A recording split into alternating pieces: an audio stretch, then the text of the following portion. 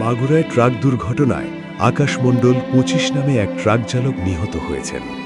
বৃহস্পতিবার দিবাগত রাত আনুমানিক ১২টার দিকে মাগুরা সদর উপজেলার মঘি ইউনিয়নের কেচুয়াডুবি এলাকায় মাগুরা যশোর মহাসড়কে এ দুর্ঘটনা ঘটে।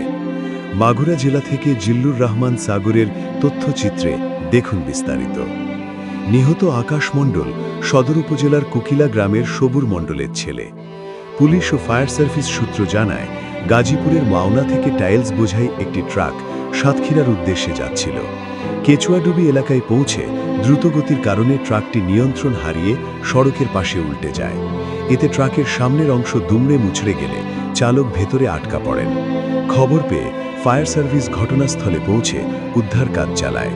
গুরুতর আহত অবস্থায় তাকে মাগুরা ২৫০ শয্যা বিশিষ্ট হাসপাতালে নেওয়া হলে চিকিৎসক মৃত ঘোষণা করেন।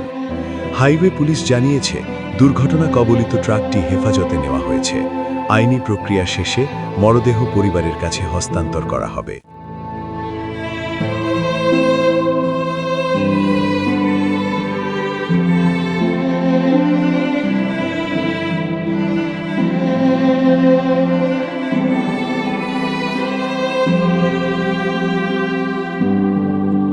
চ্যানেল 26 বাংলা।